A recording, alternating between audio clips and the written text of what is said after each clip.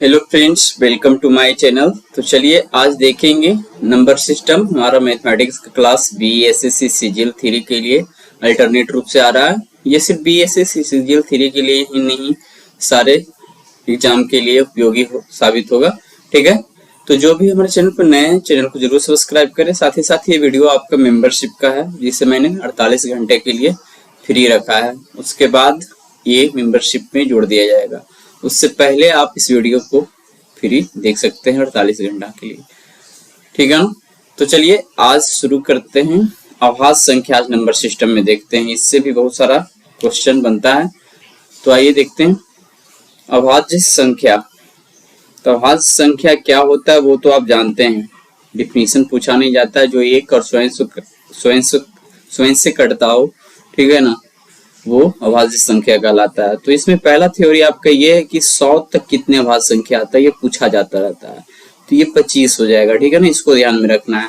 50 तक कितना आता है, तो 15 अभाज्य संख्या आता है, इसको याद रखना है।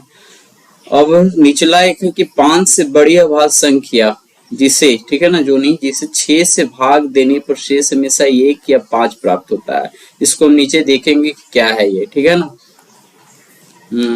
आप देखते हैं कि 3 से बड़ी अभाज्य संख्या के वर्ग 24 है, या उसके गुणनखंड में भाग देने पर शेष हमेशा 1 प्राप्त होता है। तो सबसे पहले देखते हैं 5 से बड़ी अभाज्य संख्या 6 से भाग देने पर। तो 5 से बड़ी अभाज्य संख्या कितना है, 7 है। इसको 6 से भाग दीजिए, शेष कितना आता है, 1 आएगा या 5 आएगा, कह रहा ना। चलिए उसके आगे लेते हैं 11 लेते हैं, 11, इसको 6 से भाग देते हैं तो एक बार में लगेगा, 5 शेष आ गया, तो ये प्रूव हो गया। चलिए आगे देखते हैं कि 3 से बड़ी अभाज्य संख्या के वर्ग, 3 से बड़ी है 25, 25 को 24 से भाग देते हैं, कितना आएगा, 1। यानी कि 3 से बड़ी अभाज्य संख्या के वर्ग में 24 है, उसके गुणनखंड में भाग देने पर शेष हमेशा 1 प्राप्त होता है। आगे भी आप चेक कर सकते हैं। मान लेते हैं कि 17 का कितना होता है, वर्ग करते हैं तो 289, इसको आप कितना से भाग दीजिएगा, 24 से। तो देख लीजिए एक बार में 24 लगेगा, और यहाँ 4, 9, 24 दूनी 48, है ना। तो 3 से बड़ी अभाज्य संख्या के वर्ग में 24 से भाग देने पर हमेशा शेष 1 प्राप्त होता है। 5 से बड़ी अभाज्य संख्या में 6 से भाग देने पर 1 या 5 शेष प्राप्त होता है। तो ये ध्यान में रखना है। आगे नेक्स्ट देखते हैं। जब कोई सम संख्या पावर हो, तो एक चीज इसमें छुटा हुआ है कि सम संख्या तो पावर में हो, लेकिन आधार जो है ना वो अभाज्य संख्या हो, क्योंकि हम अभाज्य संख्या पढ़ रहे थे। यहाँ पे आधार अभाज्य संख्या है, कर रहा है जब संख्या पावर जो है सम में हो, पावर जब वो सम में, तो शेष हमेशा 1 होता है। यहाँ पे भाग देने वाला क्वेश्चन पूछ रहे, कोई मतलब नहीं, हाथ मुड़कर एक आंसर देते हैं, ठीक है। लेकिन जब पावर विषम हो, तो जो बेस में यहाँ पे अभाज्य संख्या है उसको इससे तो भाग देना ही होगा। तो यहाँ पे आप देख रहे हैं कि पावर यहाँ क्या है, विषम है, तो हमको 8 में से 37 में भाग देना पड़ेगा ही। तो 8 चौक 32 लगा लेंगे, तो यहाँ पे घट के कितना बच जाएगा, 5। तो 5 से यहाँ पे निकालना होगा, यहाँ आंसर हो जाएगा 5। अब नीचे देख रहे हैं, नीचे दिख नहीं रहा, आइए इसमें है कि देखिए, इसमें आपका बेस अभाज्य संख्या है, पावर क्या है, यहाँ पे सम है, ठीक है ना। पावर जो है वो सम है, तो पावर जब सम है तो आंसर यहाँ पे 1 आएगा, भागा यहाँ पे 24, 25, 26, कुछ यहाँ पे आपका शेष हमेशा 1 आएगा। आइए इसी पे बेस्ड ऊपर जो थ्योरी हमने देखा तो उसी पे बेस्ड है कि 2 का स्क्वायर, 3 का स्क्वायर, यहाँ पे सब भी देख रहे हैं अभाज्य संख्या का स्क्वायर जोड़ा हुआ है 17 तक, तो 24 से भाग देने पर शेष कितना होगा। तो यहाँ पे आप क्या कीजिएगा, 2 का स्क्वायर 4 होगा, ये लिखना पड़ेगा। 3 का स्क्वायर 9 होगा, प्लस 9 लिखना पड़ेगा। अब हमने पढ़ा था कि 3 से बड़ा अभाज्य संख्या रहे तो उसके वर्ग को 24 से भाग देने पर शेष 1 आता है। तो उसके बाद 5 अंक है, तो 5 1 हो जाएगा, 5 को जोड़ेंगे तो 5 आएगा, तो 4 9 4 13 5 18, मतलब कि यहाँ पे शेष आपका कितना आ जाएगा, 18 आ जाएगा, ठीक है ना। आगे देखते हैं कि 2 अभाज्य संख्याओं का योग एक सम संख्या होता है। क्या होता है, 2 सम संख्याओं का योग एक एक सम संख्या होता है। देखिए तो हम जोड़ लेते हैं, 2 और 3, 2 और 3 दोनों अभाज्य संख्या जोड़ते हैं 5, सम तो नहीं आया। तो ध्यान में रखना है कि एक एक्सेप्शन है कि सिर्फ 2 को छोड़कर जितने भी आप 2 अभाज्य संख्या को जोड़ोगे ना वो एक सम संख्या ही आएगा। जैसे आप ले लेते हैं 11 13 दोनों अभाज्य संख्या है, जोड़ दीजिए 24 हो जाएगा। ठीक है, कोई भी 2 अभाज्य संख्या 2 को छोड़कर लेंगे तो उसका योग एक सम संख्या प्राप्त होता है, ऐसा नियम है। आगे देख रहे हैं कि 3 अभाज्य संख्याओं का योग, इसमें देखिए 3 अभाज्य संख्याओं का योग एक सम संख्या तभी हो सकता है जब उसमें एक 2 हो। ठीक है ना, जैसे मान लेते हैं कि ले लिए 13 11, तो ये तो ठीक है कि इसका 24 आया, लेकिन तीसरा अभाज्य संख्या 2 होगा तभी ये सम रह पाएगा 26। इसके अलावा कुछ 3 ले लेते हैं तो ये 27। तो कंडीशन है कि 3 अभाज्य संख्या का योग एक सम तभी होगा जब उसमें एक 2 रहेगा तभी, क्योंकि 2 से तो सम बन ही रहा, फिर तीसरा लेंगे तो भी सम ही आ जाएगा, इसीलिए 2 को रखेंगे तभी सम को इक्वल रख सकते हैं। ठीक है ना। अब इस पे आधारित कुछ प्रश्न हैं। अच्छा, इस पे आधारित प्रश्न नहीं है, आइए इधर है उस। ठीक है, इस पे आधारित प्रश्न लिए नीचे हो सकता है मिले। ठीक है ना, आइए अभाज्य संख्याओं के प्रयोग पर आधारित प्रश्न है।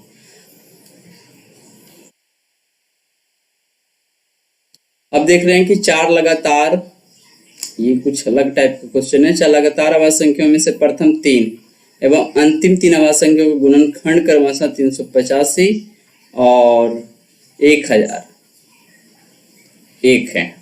ठीक है, गुणनखंड नहीं गुणनफल होना चाहिए हमको जहां तक लगता है, ये क्वेश्चन गलती लिखा गया है।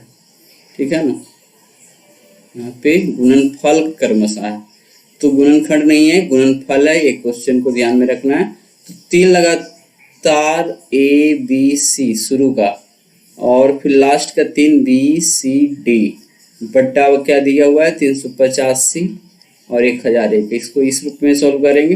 अब यहाँ पे ध्यान देना, हम इसको सॉल्व करके रखेंगे ताकि टाइम कम लगे। तो 385 और 1001 को आप एचसीएफ निकाल लीजिएगा और उसको काटिएगा तो एक बार में ये शॉर्टेस्ट फॉर्म में चला जाएगा। ठीक है ना, तो 77 से काटेंगे ना ये, तो 77 से जब काटते हैं तो ये 5 बार में और ये 13 बार में कट जाता है। एचसीएफ निकाल के भाग देते हैं तो शॉर्ट फॉर्म में डायरेक्ट हो जाता है। ये आप चौथे 5वां क्लास में पढ़े होंगे, ये ऐसा है। तो आप देख लीजिए 20 सी यहाँ कट गया तो A बटा D, मतलब कि A निकल गया और D निकल गया, बीच में B और D निकल गया, C और B और C रह गया।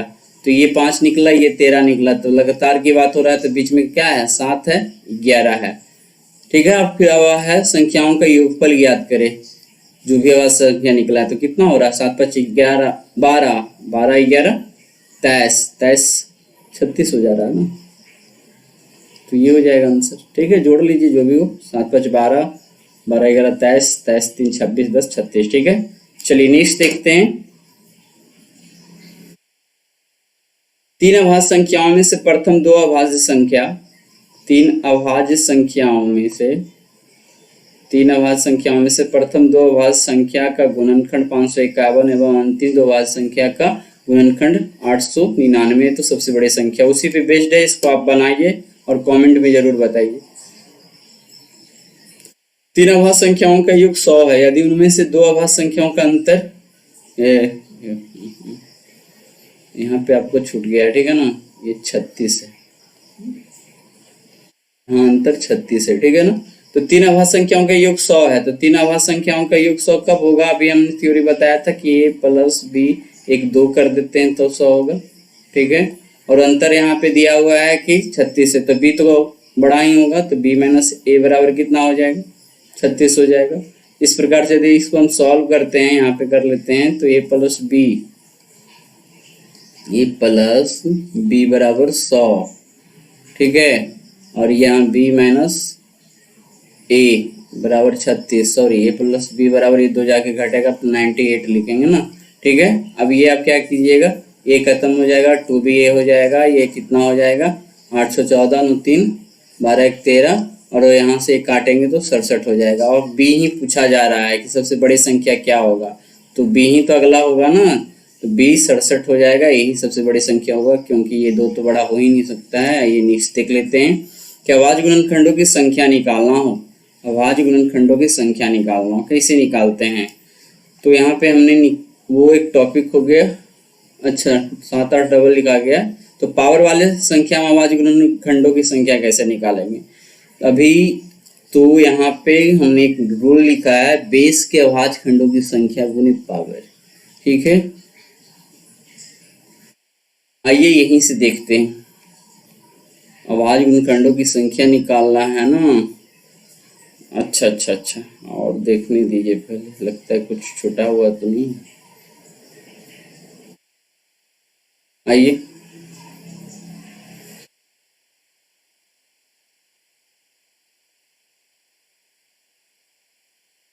चलिए, ये 7 में हमको कुछ बताना होगा, इसमें क्वेश्चन छोटा हुआ है, छोटा सा ही लेके चलेंगे। ठीक है, अभाज्य गुणनखंडों की संख्या निकालना हो।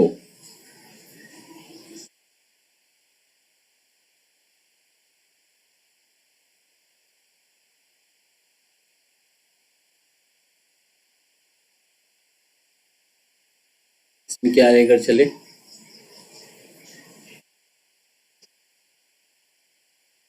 ये लगता है नीचे है, हम जो क्वेश्चन देखना चाहते हैं थोड़ा सा नीचे जाना होगा। हाँ ठीक है, यहाँ पे कुछ नहीं, ये डबल टॉपिक लिखा गया, अभाज्य गुणनखंडों की संख्या निकालना। मेन यहाँ से पावर वाले संख्या में अभाज्य गुणनखंडों की संख्या कैसे निकालेंगे वो देखेंगे। तो बेस के अभाज्य खंडों की संख्या गुने पावर।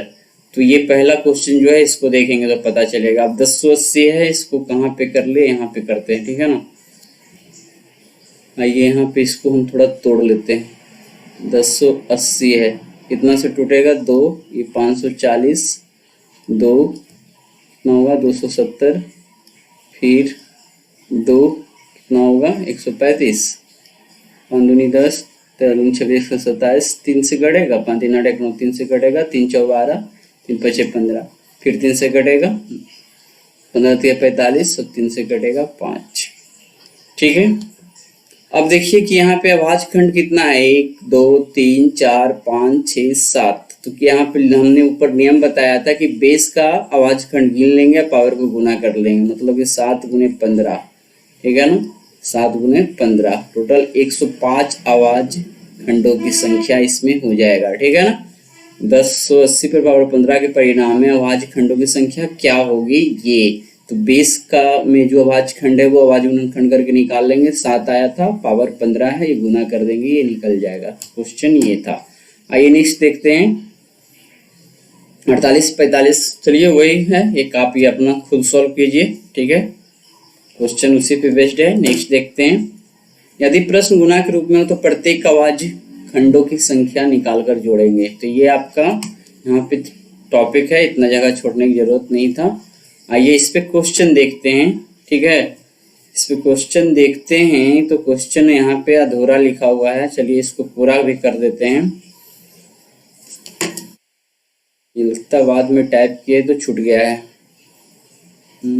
इस पे मान लेते हैं कि 17 दे देते हैं। ठीक है, इस पे कितना दे देते? चलिए इस पे 13 दे देते हैं, क्वेश्चन समझने से मतलब है। तो इसमें अभाज्य खंडों की संख्या कैसे निकालेंगे? तो ये कितना है? 3 3 9 2 9 18, मतलब कि इसमें 3 अभाज्य खंड है आधार में, और ये 16 है, तो 16 48, ये रह जाएगा। अब ये है 84, तो 14 सत्ते 14 छक 84 है ना, इसको तोड़ लेते हैं। तो 2 गुने 7 गुने 2 दूनी 4, 7 4 28, 28 3 84। चलिए तो टोटल कितना है? 1 2 3 4, 4 अभाज्य खंड आया। 18 गुने 4 ये कर लेंगे, ये 72 हो जाएगा। और ये यहाँ पे एक ही है 13, इसको तोड़ नहीं सकते हैं, तो 17 ये हो जाएगा। ठीक है, और ये 15 पे है, तो 3 5 15, 13 दूनी 26 ये हो जाएगा। तो अब आइए 48, सभी को जोड़ने की बात कहते हैं ना ऊपर, 72 17 और 26, ये जोड़ देंगे तो टोटल कितना अभाज्य गुणनखंड है कि ठीक है ना, के परिणाम में कितने अभाज्य खंड है वो निकल जाएगा। करना क्या था? पहले इतना ही क्वेश्चन था, इसमें अभाज्य खंड निकालना था। ये टोटल ये यहाँ पे गुना है। ठीक है ना, स्टार नहीं ये गुना है। ठीक है, तो बेस का अभाज्य खंड निकालेंगे, पावर से गुना करेंगे तो ये निकला। सब में उसी प्रकार से टोटल को जोड़ देंगे। कितना हो रहा है? 8 2 10, 10 और 17 17 छो 23, ये कितना है 7 4 11, 11 12 14 2 16, 163 हो जाएगा। आइए नेक्स्ट देख लेते हैं। तो ये इससे को कैसे बनाएंगे, इसको ये क्वेश्चन हमेशा पूछा जाता है कि परिणाम में कितने अभाज्य खंड है। तो यहाँ पे आप इसको कॉमन ले लीजिए, ठीक है। तो कॉमन लेते हैं तो क्या हो जाएगा 6 पे पावर 48, ये कॉमन ले लेते हैं। और तो यहाँ बच जाएगा कितना, 1 बचेगा, इसमें 6 पे पावर 2 6 36 बचेगा, और 6 पे पावर 3 216 बचेगा, है ना। तो ये 6 पे पावर 48 गुने ये कितना हो जाएगा 36 16 243 253, चलिए 253 हो जाएगा, ठीक है। अब इसको हम लिखेंगे 3 गुने 2 पर पावर 48 गुने यहाँ पे 11 गुने कितना हो जाएगा 23। अभाज्य खंडों की संख्या निकालना है, तो यहाँ से अभाज्य खंड 48 दूनी 96 हो जाएगा, ठीक है। प्लस यहाँ 2 अभाज्य खंड और मिल रहा है, तो ये जोड़ लेंगे 98। क्वेश्चन बढ़िया से समझना है कि कितने अभाज्य खंड है। तो पहले के रूल के अनुसार ही यहाँ पे आधार का जो अभाज्य खंड है और पावर से गुना करके 96 निकल गया। 2 अभाज्य खंड यहाँ पे और दिख रहा है भाव, तो ये 2 और जोड़ दिए तो 98 हो गया, ठीक है ना। चलिए आगे देखते हैं। किसी संख्या के गुणनखंड की संख्या निकालना हो या भाजकों की संख्या निकालना हो, ठीक है। किसी संख्या के गुणनखंड की संख्या निकालना हो या फिर भाजकों की संख्या निकालना हो, तो 90 को कितनी संख्या से पूर्णतः भाग दिया जा सकता है, ठीक है ना। तो आप इसको ढूंढ सकते हैं कि 90 को कितने से भाग दिया जा सकता है, तो ढूंढ तो सकते हैं, बट इसको नियमता बनाएंगे तो कैसे बनाएंगे। तो 90 को क्या लिख सकते हैं 2 गुने 3 दूनी 3, ये लगता है 90 हो जा रहा है ना, 3 दूनी 6 18 5 90। तो इसको यदि हम लिखते हैं तो क्या लिखेंगे 2 पे पावर 1 है, 3 पे पावर 2 है और 5 पे पावर 1 है, ठीक है। नीचे हमने इसका ट्रिक लिखा या रूल लिखा, उसी पे हम इसको समझा रहे हैं। तो अभाज्य खंडों की संख्या जब निकालना है, ठीक है, अभाज्य खंडों की संख्या जब निकालना है तो क्या करते हैं पावर में एकक जोड़ देते हैं और उसको गुना कर लेते हैं, ठीक है। तो यहाँ पे 2 हो गया, ये 3 हो गया, ये जुड़ के 2 हो गया, 3 दूनी 6 दूनी 12। वही हमने यहाँ लिखा है कि पहले संख्या का अभाज्य गुणनखंड करेगा उसे पावर के रूप में लिखेंगे, और जितने अभाज्य संख्या पर पावर होंगे सभी में 1 जोड़ेंगे पावर में, और उसी पावर को फिर जोड़ने के बाद भाजकों की संख्या प्राप्त हो जाएगी, गुना करेंगे तो ये हो गया, ठीक है। अब उपरोक्त में क्वेश्चन है कि उपरोक्त प्रश्न विषम भाजकों की संख्या क्या होगी। तो विषम भाजक यहाँ पे आप देख सकते हैं कहाँ गया, 3 और 5 विषम भाजक है ना। तो 3 और 5 के लिए संख्या कितना है 3 दूनी 6, ये देखिए यही दोनों को लेकर चलेंगे ना, तो ये दोनों को लेकर चलेंगे तो कितना हो जाएगा 6 हो जाएगा। मतलब कि विषम भाजक की संख्या, चलिए आपको दिख नहीं रहा, उपरोक्त प्रश्न विषम भाजकों की संख्या, तो ये था, फिर से यहाँ पे लिख लेते हैं 2 था 3 था उन्हें 5 था, इस पे पावर 1 था, इस पे 2 था, इस पे 1 था, इसको 2 किए थे जोड़ के, ये 2 1 3 हो जाएगा, ये 2 किए थे। तो विषम के लिए तो ये दोनों आ रहा है ना, तो विषम तो 6 हो जाएगा और टोटल 12 आया था, ठीक है। सॉरी विषम यहाँ पे विषम के लिए 6 आंसर हो जाएगा, टोटल 12 आया था तो सम भी 6 हो जाएगा, ठीक है। आगे है इसी में कि 360 में कुल कितने समभाजकों द्वारा पूर्णतः भाग दिया जाएगा। तो 360 आप इसको खुद सॉल्व कर सकते हैं, इसको हमको लगता नहीं सॉल्व करे तो अच्छी बात है, आपका प्रैक्टिस भी हो जाएगा, ठीक है। इसको आप क्या कीजिएगा 90 तक तो आ गया था ना, 9 9 36 360, तो ये आपका 2 गुने 2 गुने 2 गुने 2 गुने 2 4 2 8 2 16, सॉरी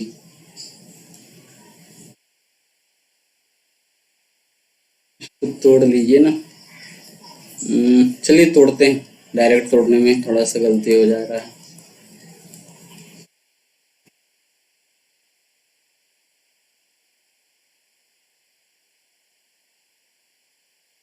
तो हो गया 2 पे पावर 3 गुने 3 पे पावर 2 गुने 5, है ना। 2 दूनी 4 4 12 बढ़ते 36 36 दूनी 72 72 पचे 360।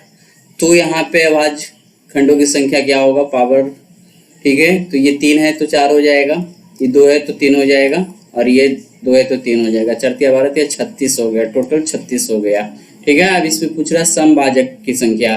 तो विषम का अगर निकालने के बाद ही सम का निकलता है। तो हाँ आप देख सकते हैं विषम का ये है, तो 3 3 9 हो गया विषम का, ये घटा देंगे तो ये 36 कितना हो जाएगा, 27 हो जाएगा। तो इस प्रकार से आप इसको बना सकते हैं। थोड़ा सा हमको लगता है गलती तो नहीं किया ना,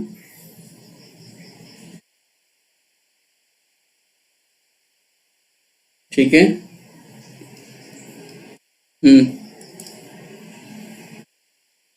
ठीक है,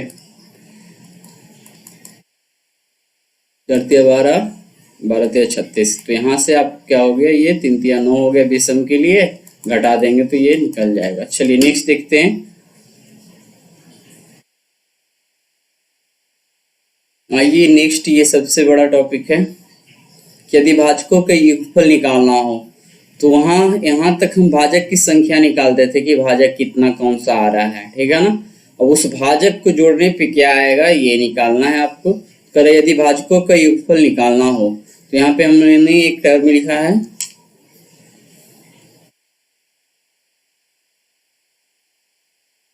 n बराबर a power x b by C Z. अब यहाँ देखना है कि a b c जो हम निकालते हैं भाज्य गुणनखंड वो यहाँ दर्शाया जा रहा है, और इस पे वो पावर जो है x y z वो है। तो भाजकों का योगफल निकालना हो तो फॉर्मूला हो जाएगा क्या कि x plus 1 minus 1 b y plus 1 minus 1 c पर पावर z प्लस 1, ठीक है, माइनस 1 बटा ये आपका जो अभाज्य ABC अभाज्य की संख्या, ठीक है ना, अभाज्य संख्या है, अभाज्य की संख्या की बात हो रहा है। तो a minus b minus c minus. तो अब इसको हम बनाएंगे कैसे, आइए नीचे देखते हैं। 120 है,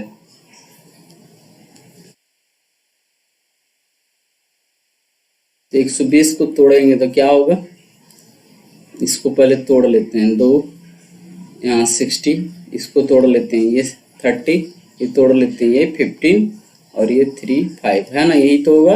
तो देख रहे हैं 2 कितना आ रहा है, 2 है, 2 पे पावर 3 है, ये कितना है 3 है, 3 पे पावर 1 है और 5 है, 5 पे पावर 1 है। फॉर्मूला हम ऊपर ये भाजकों के योगफल का देख रहे हैं, तो उसके अनुसार यदि हम बनाना चाहें तो क्या लिखेंगे, ये जो है ABC अभाज्य संख्या की बात कर रहा था, तो यहाँ पे 2 लिखेंगे, 2 पे पावर कितना हो जाएगा 3 है, तो 4 डायरेक्ट कर लेते हैं, -1, ठीक है। और यहाँ पे 3 पे पावर 2 -1 और यहाँ पे 5 पे पावर 2 -1 और बटा नीचे वही होगा 2 -1, यहाँ पे 3 -1 और 5 -1, ये हो जाएगा 2 दूनी 4 दूनी 8, 8 दूनी 16, 16 में ये गया 15, 3 3 9, ये 8 हो जाएगा, 5 5 25, ये घट गया 24 हो जाएगा। ये कितना होगा, 1 होगा, ये 2 होगा, ये 4 होगा, यहाँ से 4 से 24 होगा, 2 3 6 हो जाएगा, ठीक है ना। चलिए अब ये मार्कर खत्म हो गया, ऐसे ही करते ही 24 कटा हुआ है तो कितना आंसर आ जाएगा, फिर से कहाँ गया, 4 6 24 काट दिए हैं, 2 3 6 कट गया, यानी 24 कटा हुआ है, तो 15 8 20 से ये 360, मतलब कि 120 के कुल भाजकों के योगफल कितना हो जा रहा है, 360 हो जा रहा है, ठीक है। यहाँ पे आप 360 सुन लीजिए। फिलहाल ये आपका जो है ड्राइंग पेंसिल से निकल गया है, इसको टाइप करके लिखना पड़ेगा, उससे अच्छा है कि आप इसको ऐसे ही समझे। तो मिलते हैं अगले दिन अगले टॉपिक के साथ, आज भर के लिए इतना ही, ठीक है।